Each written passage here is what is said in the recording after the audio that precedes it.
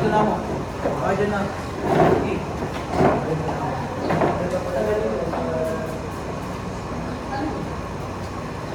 Meron.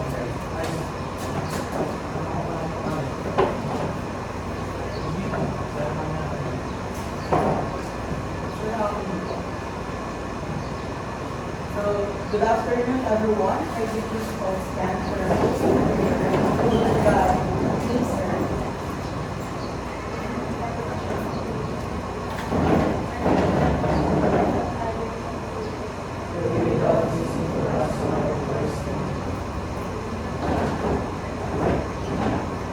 I request everyone to full participation of this team.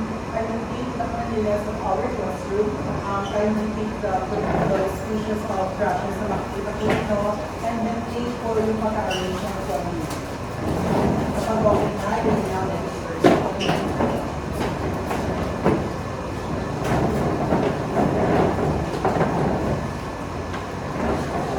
So again, good afternoon, everyone. Good afternoon, sir. So for today, I hope everyone is ready and you have a prepared mind, prepared body, and at the same time, prepared purpose for us to learn more about our new topic for today. So before we start, let me check your attendance. And as you can see, lahat ng upuan is may mga pangalan for us to easily identify kung sino ang wala sa classroom natin. As I see, si Mr. Valerio lang ang wala ngayong hapon, and XP siya. So, we can now start our class. So, before we start our lesson, let me introduce to you our classroom rules that will be followed during our lesson. So, our classroom rules, just remember the word move. M stands for mind your manners. O stands for obey instructions. V stands for volume participation, and E stands for engage positively. So these are the set of classroom rules na susundin natin nang sa ganun mga panitigil natin ang kayusan ng ating klase. Do you have any concerns, suggestions, or additional idea para sa classroom rules natin nang sa ganun ma-maintain natin yung pagkakaayos ng klase natin? Answer. Okay, but if you have any idea that comes into your mind, just don't hesitate to message me or come to my office so that ma-discuss natin. So, since everyone is ready, let us now proceed to our first activity, which entitled Mukha. So here's the instruction. Number one, each student will participate in a quick decision-making about everyday habits and their effects on the body. Number two, a series of daily habits will be presented such as sleeping late, exercising, eating junk food, and drinking enough water. Third, for each habit, students respond by showing a facial expression. Show expression A healthy choice, and show expression B for unhealthy choice. So ito yung mga facial expression na gagamitin natin. First facial expression is for expression A. For the second expression, for expression B, may I see the first facial expression and the second expression. Okay. So I think everyone understood our instructions. So let's now start our activity. So for the first series of daily habits,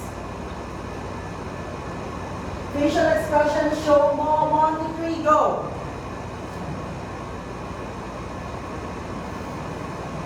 Mr. Lucky, since ikaw lang ang nasa-expression ng expression A, bakit sa tingin mo expression A yan?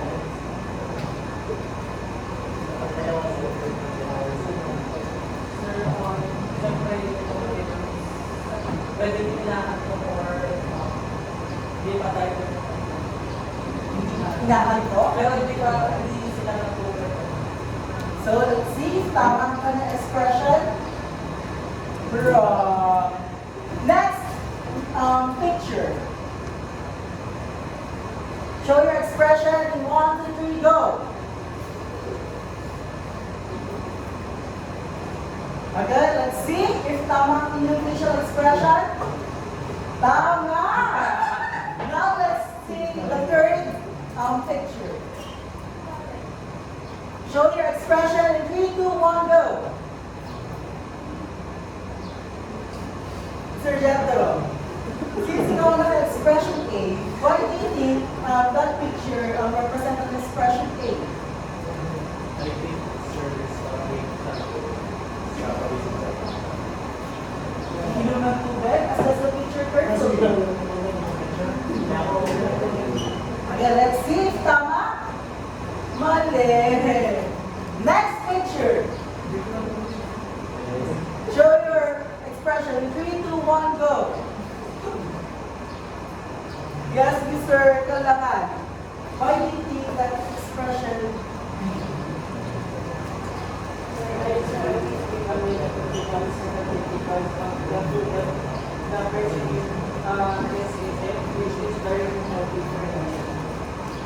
Thank you so much. Let's see if unhealthy and unhealthy. Very good. Next picture.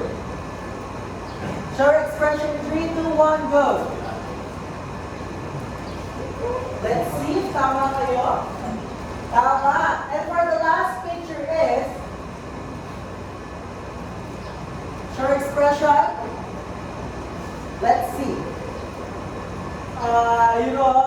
Mr. De La Cruz, what do you think is his expression A? healthy habits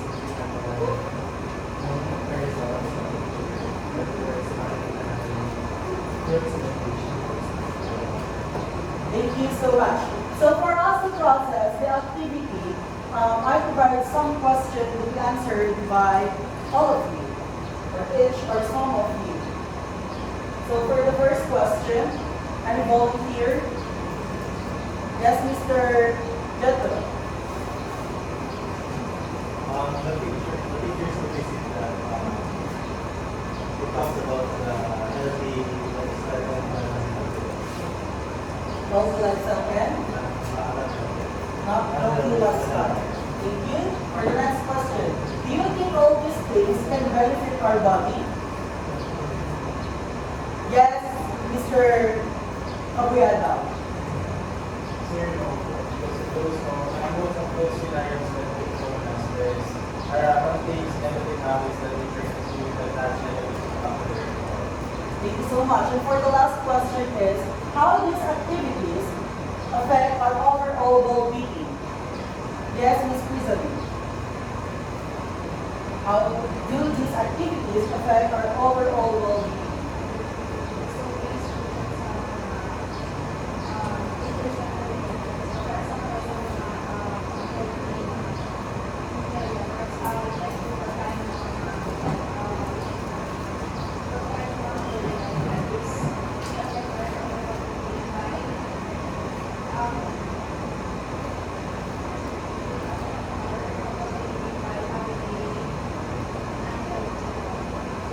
Thank you so much. So this question reflects what you already know or experience may be encountered through other people na kung saan nakakasama natin in everyday life. So for us, deepen our understanding and our knowledge in terms of the different situation about health, let us now proceed to our discussion. So our topic for today is about Fit for Life, preventing non-communicable diseases through movement. And our objectives for this lesson are objectives. Number one is analyze the exercise training principles, overloads, specificity, and progression, and the nature of risk and protective factors for non-communicable diseases during the well activity.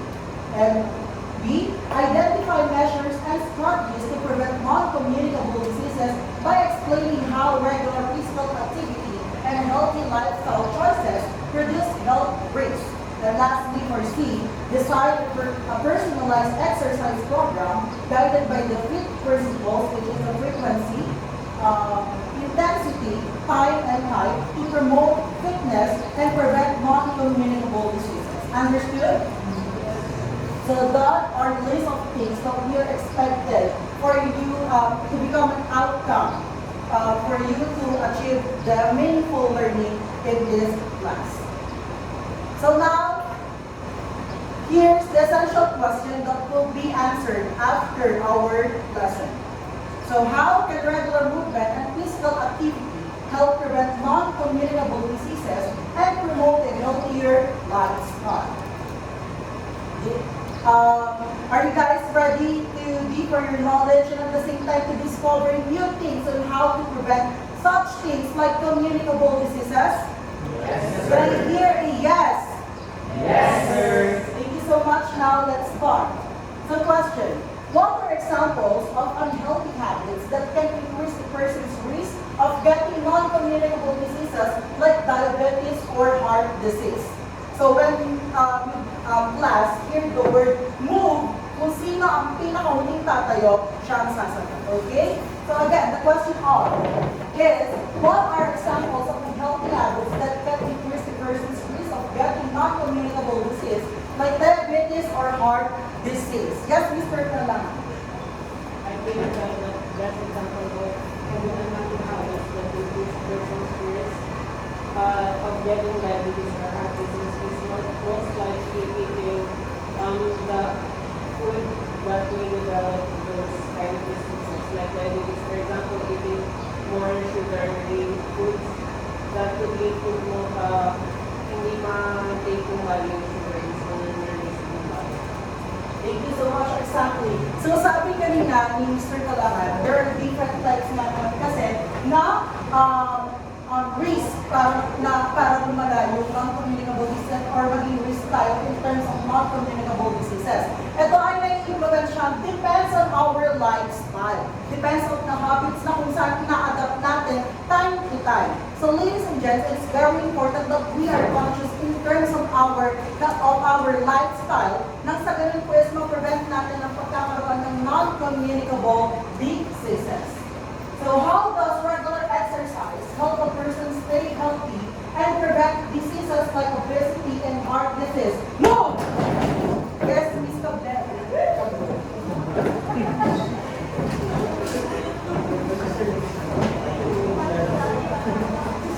Sir, no.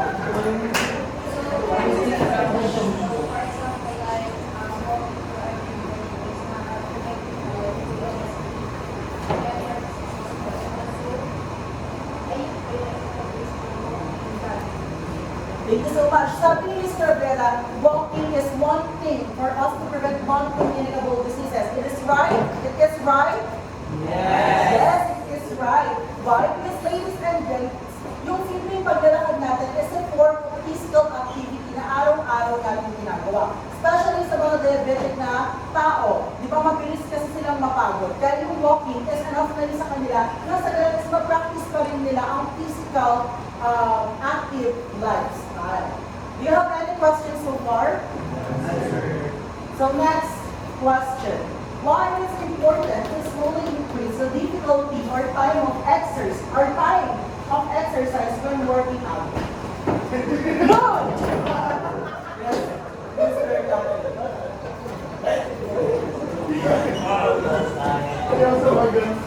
Bakit everyone? Sir, kailangan mo na slow and steady lang po para po iwas po tayo sa injuries while working out.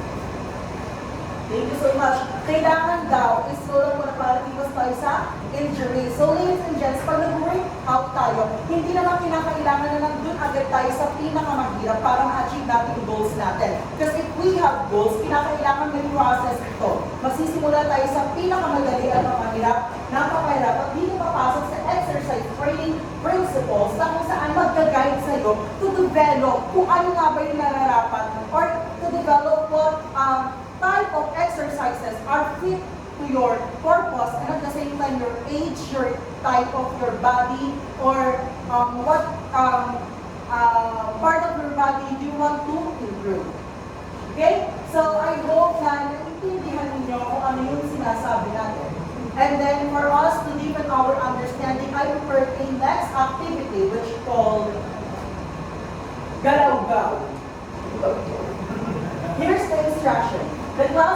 divided into 3 groups. The teacher will read statements about fitness and non-communicable diseases prevention.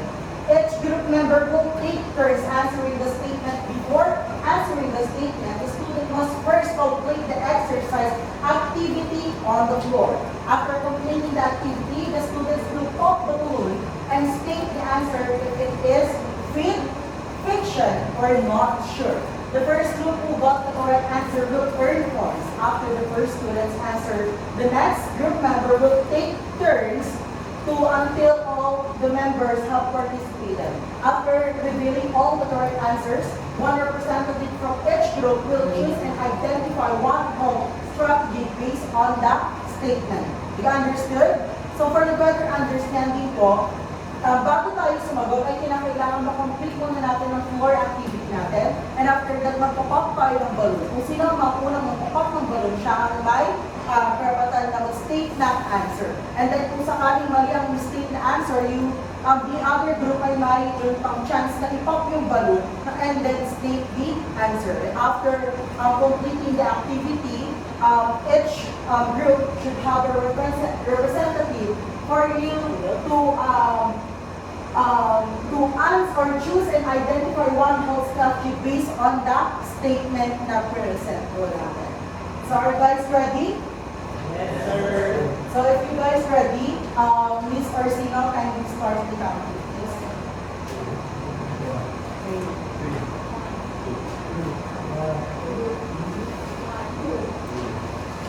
So for the group 1, kindly, kuhanin niyo po dito yung floor activity niyo. Same po with the other group. Group 2 and group 3.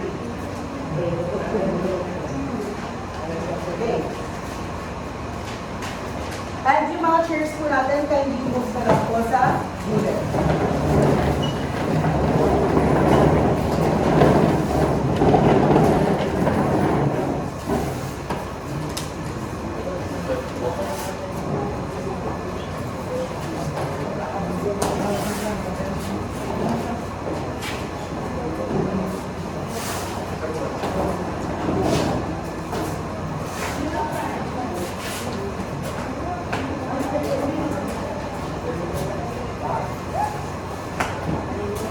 So please secure the floor activity po.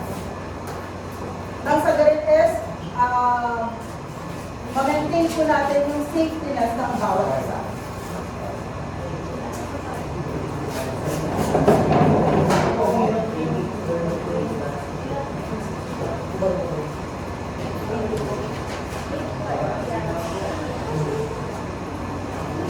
Ladies and gents, for the additional info, pag sinabi natin fit means you're agree to what, kung ano yung state po natin doon. Pag sinabi natin fiction, ibig sabihin hindi ka agree, and pag not sure, ibig sabihin hindi kayo sigurado sa mga sagot pa ninyo or sa inyong pananaw. Okay? So give me a thumbs up if ready na po kayo. Okay. So magkakalat ako ng balloon, and ito po yung ipapop ninyo. Okay? So, kailangan makapag-pop muna ng balloon bago po ninyo sagutin yung ano. So, for all the groups po, ito po yung pag-pop ninyo. Mag-ingat na lang po tayo, okay? So, may representative na lang na magkakawak kayo sa lubong dito muna sa harapan hanggang hindi pa na-turn. Okay? Are you guys ready? Yes, sir. Parinig ng malakas, we're ready. 1, 2, 3. Are you guys ready? Ready! So let's start the galaw-gaw activity. So here's the first question. Doing regular exercise helps reduce the risk of heart disease and diabetes in 3, 2, 1, galaw-gaw!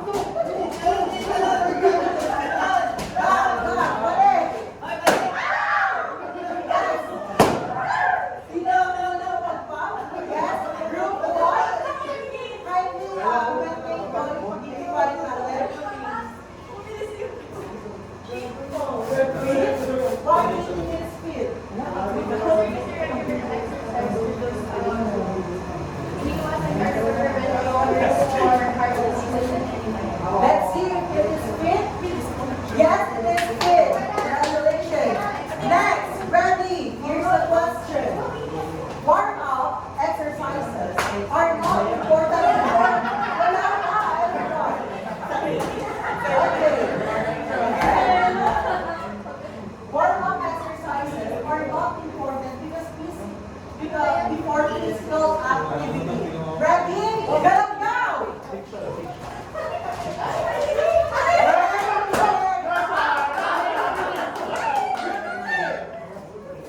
Answer is? Wait, are you sure? Answer is? Wrong. Why? Because one of the okay, everyone?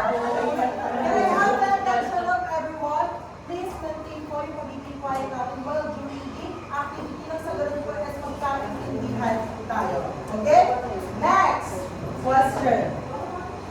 Smoking and lack of exercise increase the risk of developing non-communicable diseases. 1, 2, 3, galaw now!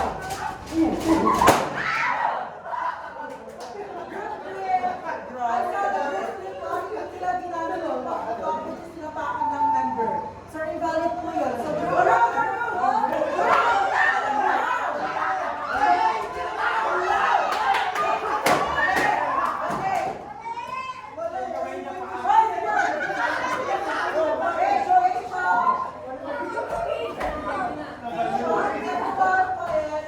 sabi ng group 1, section. No. Smoking and lack of exercise increases the risk of developing non-communicable diseases. Next. A personalized exercise program. Everyone, quiet. A personalized exercise program is the same for all people. 1, 2, 3, get up now!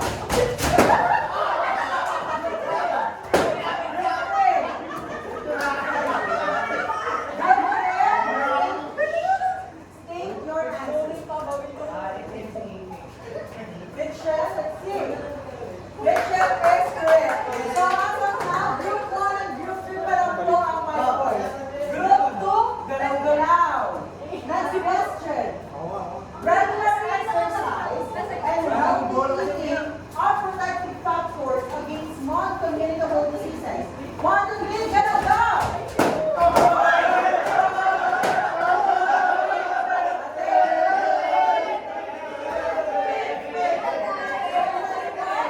Everyone, based po sa instructions natin, ay kung sino lang po yung representative natin during the game, siya ang sasagot. So, no coaching and at the same time, mind your manners po, okay? Mind your manners, refer to our classroom rules number 1.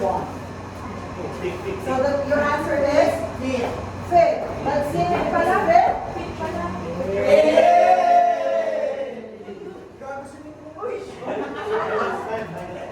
Next question.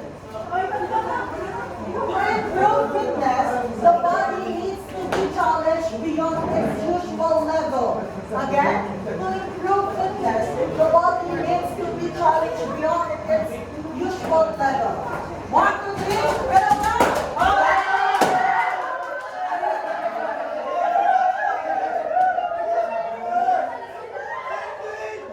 Okay, your answer is? Fit. That's it. Fit. Okay, so you will now do back your proper sit. 5, 4, 3, 2, 1. So, how's the activity? Happy? Nakakapagod? So, for us to continue our discussion, I have some questions. What is one simple health strategy you can do based on the statement presented to prevent non-communicable diseases? Each group, for group 1, group 2, and group 3, please prepare your one representative. Yes, Ms. Cabrera, for group 2.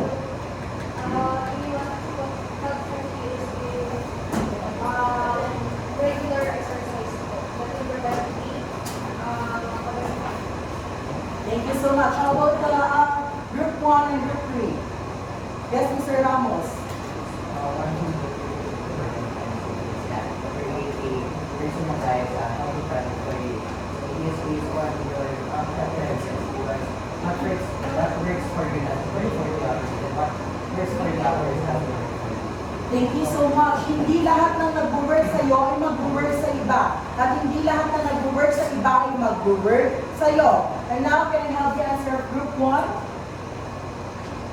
Yes, Mr. Lucky Zamora.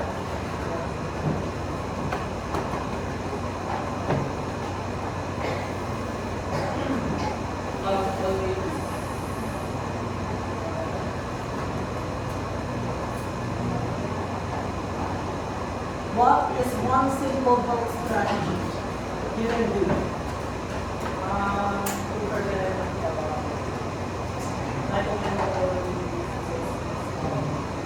Stay active then always Thank you so much.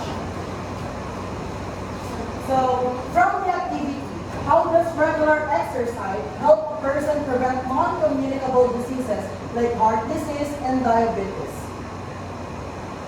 Move! Yes, Mr.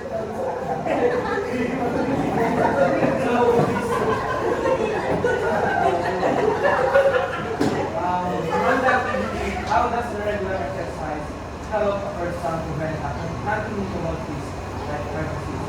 So first of all, doing regular exercise kasi is can prevent non-communicable disease like, for example, nag-jogging ka and biking, and also hiking, and pwede mabawasan, ma-prevent natin yung mga communicable disease like heart disease and also diabetes. Thank you so much. So if exercise helps prevent diseases, do you think all people should follow the same exercise routine? Why or why not? Move! Yes, Mr. Demoras.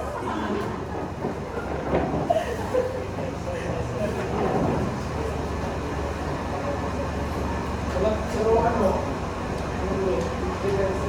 pero kasi tao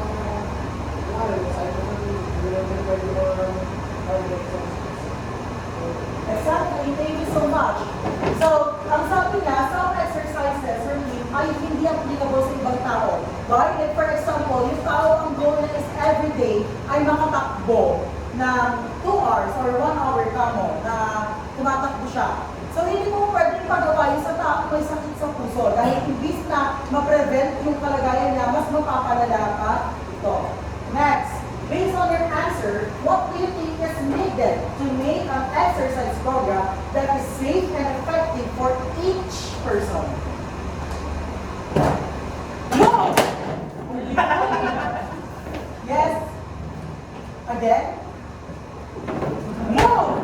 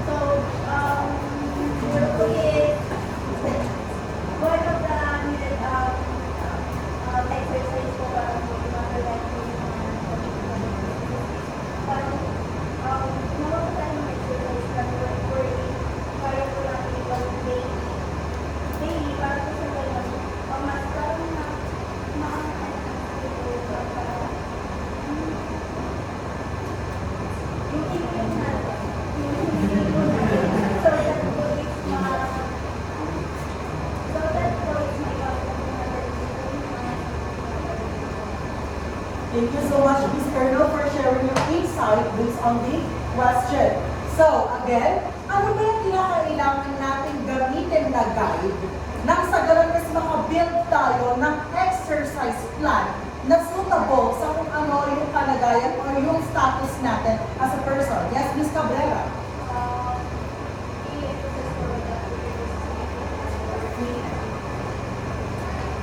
Thank you so much. FIT plan. FIT plan stands for?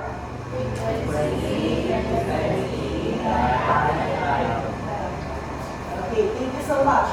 So, dito na papasok si personalized exercise program. Pag sinabi natin personalized exercise program, it is intentionally made for you, sa iyo, at hindi sa ibang tao. Hindi pa pwedeng gagawa ka ng fit plan, and yung fit plan na yun is pag-share nyo na ng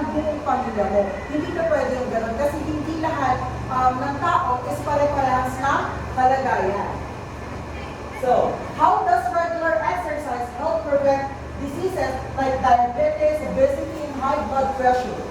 More! Yes, Mr. De La Cruz. During regular exercise, that has prevented diseases like diabetes and pressure. So, then I hindi natin consider first of all lang exercise exercise program is very bad. Because if hindi natin susunod yun, pwede tayong magkaroon ng diabetes, obesity, and high blood pressure. Of course, with the negative habits na ginagawa natin. So, dito kasi we have two choices if fasting pa natin gagawin ng exercise. Thank you so much. So, dito na po papasok yung concept na benefits of fitness in preventing non-communicable diseases. There are different ways kung paano natin ma-prevent ang non-communicable diseases. And one thing po na effective is yung physical activity. Na kung saan, by doing a simple physical activity, hindi natin alam na nakaka-prevent pala yun nang sa gamis malayo tayo sa pagkakaroon ng non-communicable diseases to stay our body healthy and at the same time, iwas din po tayo sa kapahamakan na maitutulot natin sa ibang tao if ever na magkaroon tayo ng non-communicable diseases. Okay? So ladies and gents, for our next activity, ay pinamagandaan kung kaya nila, ipagawa mo sa kanila. So here's the instructions. From the same group as in the previous activity, each group will receive a card describing the condition of a person based on the given condition. Create a personalized exercise program using the FIT principle, which stands for frequency, intensity, time, and time. Complete the fitness program within 5 minutes. After the given time, each group will present their output to the class. During the presentation, explain your program by answering the following questions. For whom is this fitness program for? What activities are included in the program? And lastly, why is the program suitable for the given condition? Do you understand our instructions? So now for the group 1, 2, and 3, kindly arrange your chairs in a small circle. 5, 4, 3, 2, and 1.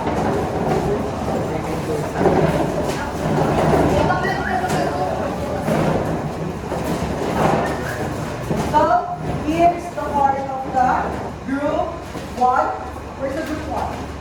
Group 1. Group 3 and group 4.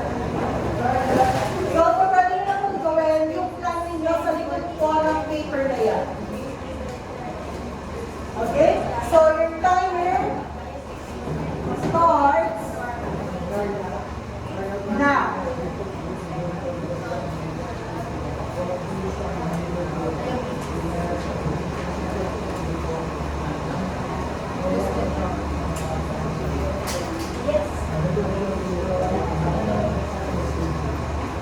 Reminder, pag sinabi natin FIT principle, ito po yung tumutulong sa atin for us to build an exercise program na suitable depende sa condition at sitwasyon ng tao. So be mindful po and please pilitasin natin ng mabuti yung tao sa scenario nang sa ganun is magawan natin siya nang naaayon sa kanyang exercise routine or FIT using the FIT principle. So we only have 4 minutes and 10 seconds.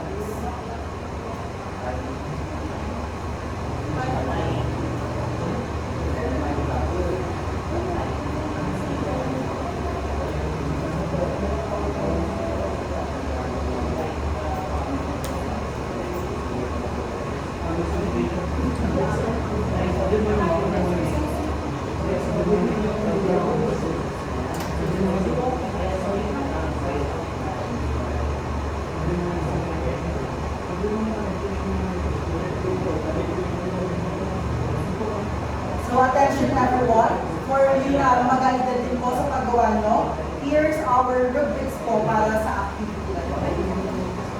So for the application of FIT principle, all components which are the frequency, intensity, time, 5 are clearly and correctly applied. Relevance to the given condition. Program is highly appropriate and well matched to the given condition.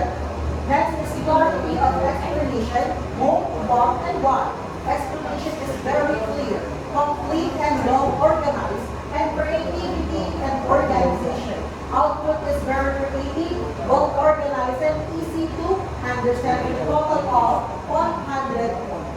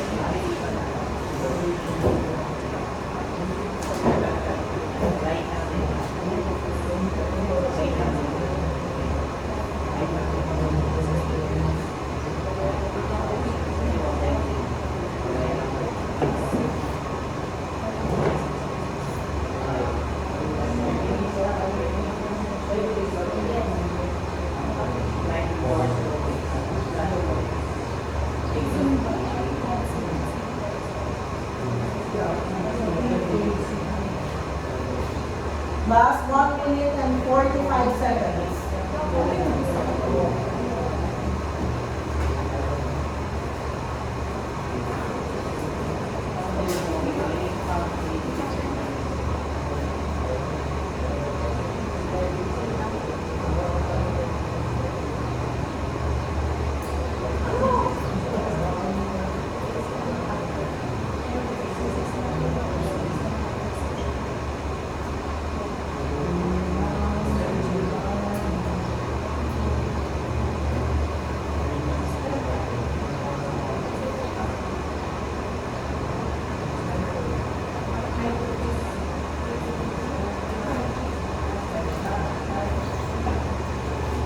Last 57 seconds.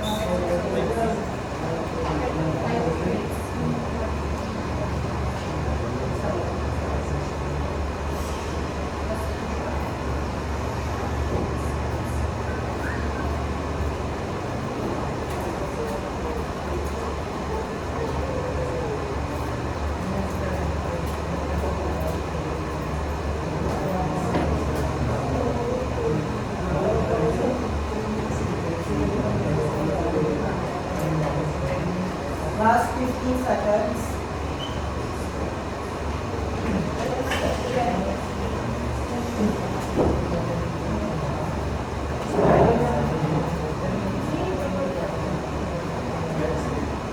Last 8 seconds.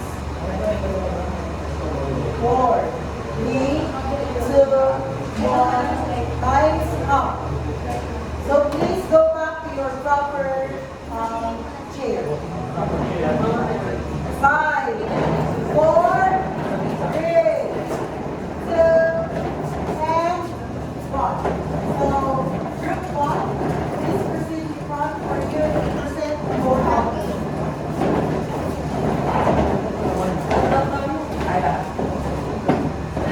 It's up to you if lahat kayo ay representative kayo.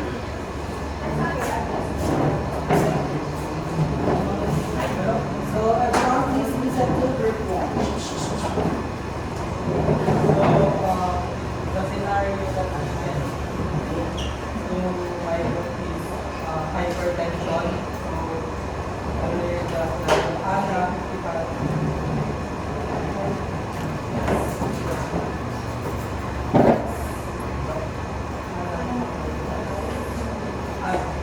Ana, 55 years old, has high blood pressure. She experiences occasional headaches and dizziness. She managed it by taking medicine daily, having less salty food and walking regularly. It cannot be passed on to others. So the fit has done that create is for the frequency, 7 days moderate, and the time is 30 to 60 minutes, and the exercise or type of exercise is aerobic exercise, which pinili namin yun kasi yun yung pinaka accessible or yung pinaka-safe na gawin mo may hypertension na babae. And then, the second is 5 to 7 days a week. Moderate 15 minutes flexibility, which is the yoga and the stretching. And the 3 days a week is light lang siya, 10 minutes. The strength is the light weights, like kung pwede ng body to mga light weights. Tapos kung sa push up naman hanggang sa kung ano lang kaya natin sa may squat, ganun din sa squat. Kung ano lang yung kaya natin. Thank you so much. Let's give a round of applause for Lydia. So your coach, please proceed now.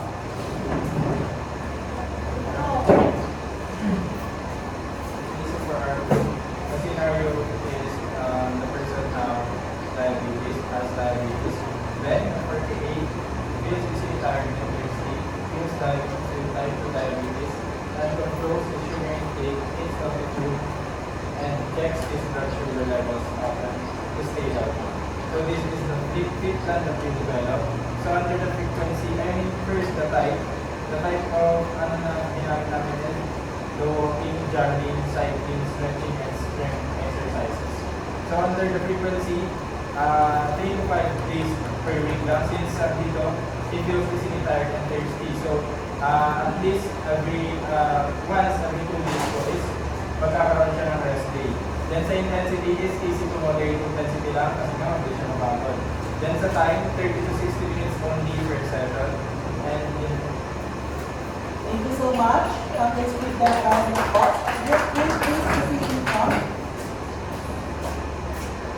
So the scenario from the movie is asthma. And Carla is 30 years old and has difficult breathing during the cold weather or when exposed to gas. And she is currently relieve her symptoms and avoid smoke and pollution. Her condition is chronic but not continuous. So the treatment is the first frequency is 3 times every week and or 4 times every week. And also the intensity is the light. Kasi hindi niya kayang masyadong hindi na nagawa yung exercise na niya. And also the time bound, 30 minutes to 1 hour a week kasi hindi niya kayang tumagal sa exercise na 3 to 3 hours. And also, the types of kailangan nyo gawin is yoga, walking, and meditation. And that's all. Thank you so much. Let's give them a round of applause. So kanina, sa first activity natin, ang nanalo ay ang group 3. So, pwede ba natin napuntahin ang isang representative ninyo sa harapan? Group 3. And then mamili ka from house A to C. Ano ang pipiliin mo para sa inyong prize? C, number 3. Are you sure? C? Yes, sir. Always number C. Please hold, tapos sila yung Zero. Dahan-dahan. Ay, sorry.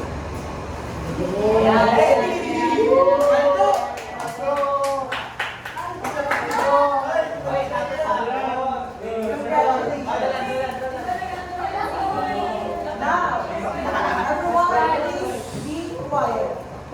Now I have some questions. What kind of lifestyle helps keep a person healthy, active, or inactive? Again, what kind of lifestyle helps keep a person healthy, active, or inactive? Move! Yes, Mr. Maggie.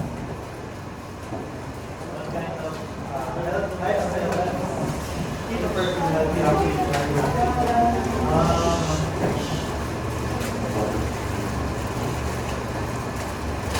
Yung pinakamagandang lifestyle na sir is yung walking na sir. Kasi walking is low intensity training wherein all of people are accessible to it. Thank you so much. Next, if you are active, do you think it is better to just move randomly or follow a plan? Why? Move! Yes, Mr. Ramon. If you are active, do you think it's better to just move randomly or follow a plan?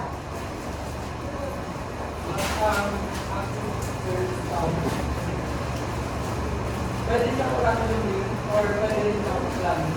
For example, for me, as a volleyball player, kunwari, may laro kami or bigla laro, yung papasok mo randomly, may move randomly.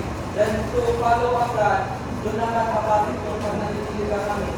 Kaya training kami out before the Thank you so much. May I remind everyone to value participation. Yes, you may eat, but you are not allowed to disturb others, especially when they are reciting. Okay?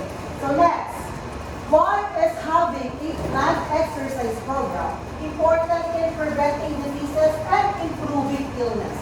Yes, Ms. Cabrera.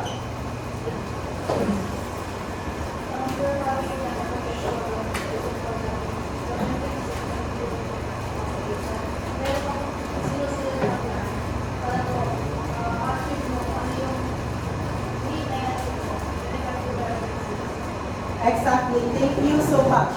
So kanina, some of you are hesitant kapag sinasabi natin na kinakailangan ba is may plan kapag gagawa tayo ng exercise plan para sa sarili natin. Kasi ang alam natin kadalasan is lahat ng exercise ay healthy. Therefore, lahat ng exercise is pwede natin gawin kasi nga ang alam natin ito ay healthy. Yes, it is healthy, pero may naaayon po ang exercise practices na babagay para sa kondisyon at sitwasyon mo. And for you to find out kung ano yung mga yon ay by the help of FIT principle or FIT guide. Okay? So for the next activity is a quiz time. Please, maglabas po ng one sheet of paper. So here's the instructions. Read each question carefully. Choose the letter of the correct answer and write your answers on one sheet of paper. In 5, 4, 3, 2, 1.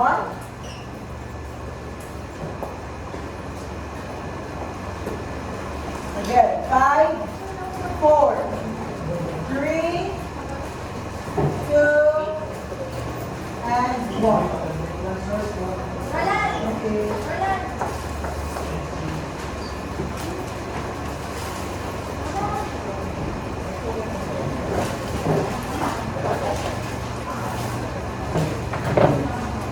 ay, white paper, sir. Kahit ano. If yun lang ang available. But next time, make sure available. Okay, so are your plans ready? Yes, sir. Okay. So here's the first two questions. Which of the following is an example of a non-communicable disease? A, flu.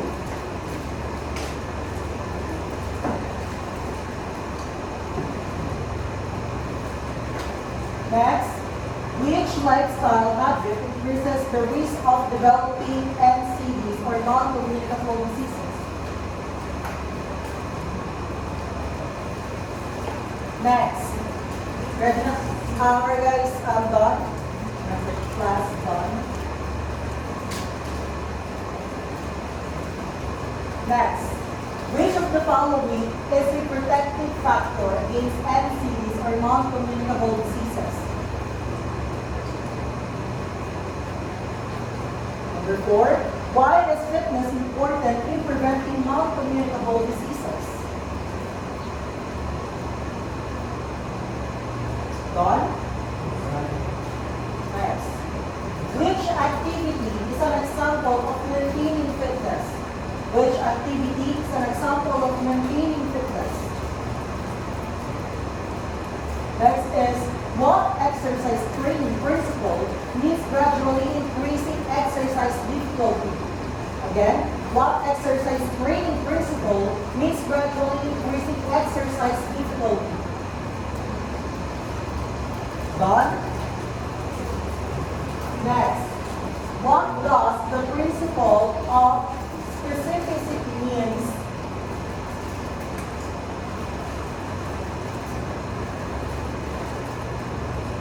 next is what does FIT stand for in a personalized exercise program? Remember the word FIT.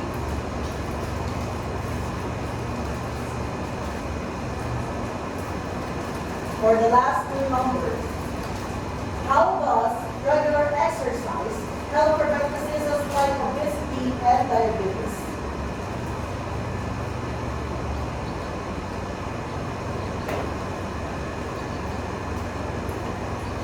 For the number 10, which of the following best describe a healthy lifestyle?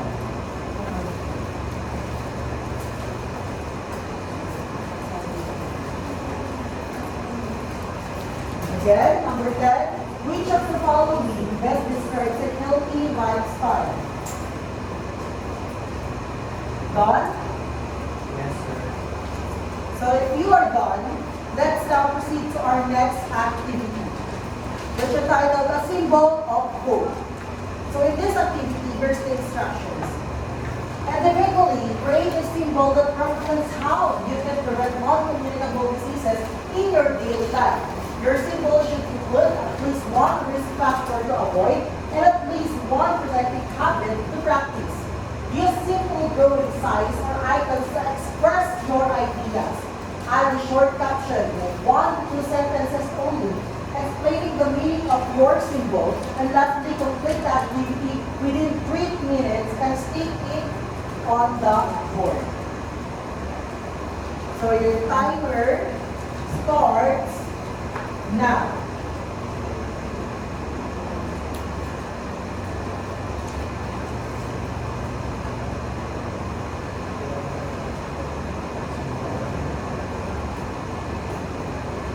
Create a symbol, like for example a heart, which symbolizes fear, love. What else? A bird.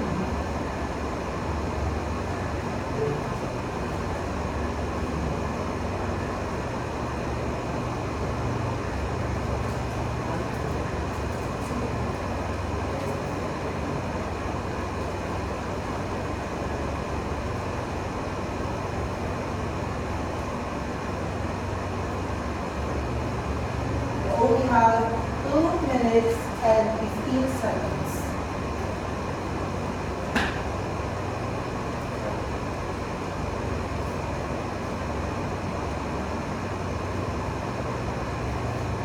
Don't forget to add a short caption.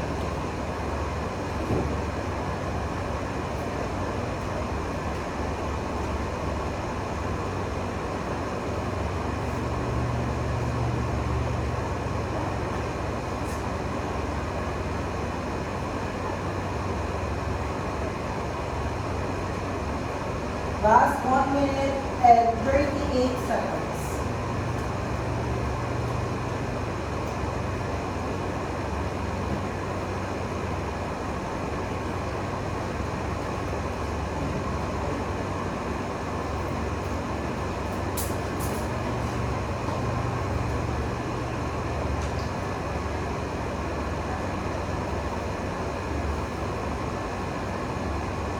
Make sure na yung symbols nyo ay truly represent your understanding, your perspective, your ideas in terms of preventing non-communicable diseases. Because those symbols can always be your reminder to live healthy and to live happier.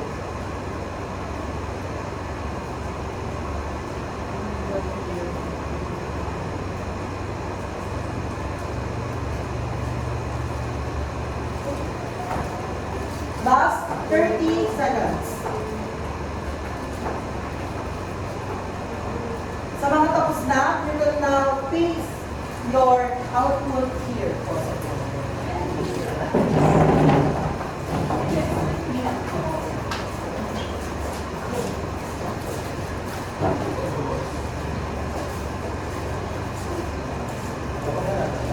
Yung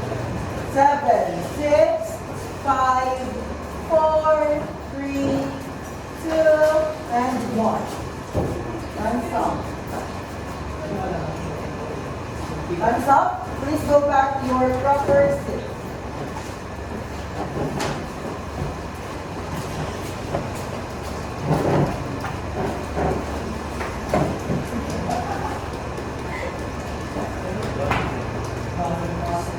Please go back to your proper seat. And for us to answer the essential question that we presented in the first part of our class, how can regular movement and physical activity help prevent non-communicable diseases and promote a healthier lifestyle? Move! Yes, Ms. Cabrera. Let's go.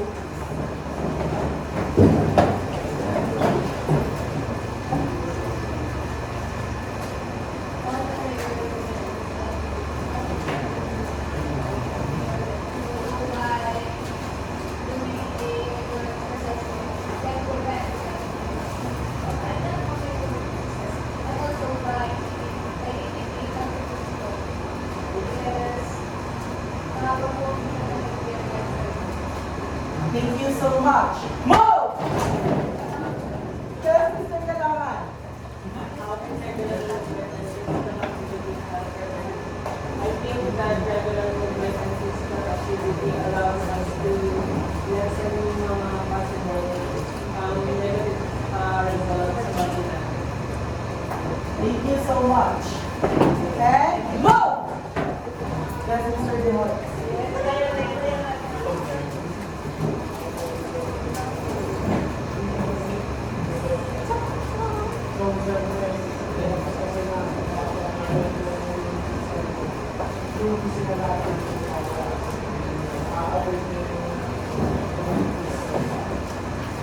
Thank you so much. So ladies and gents, I hope you learned something today.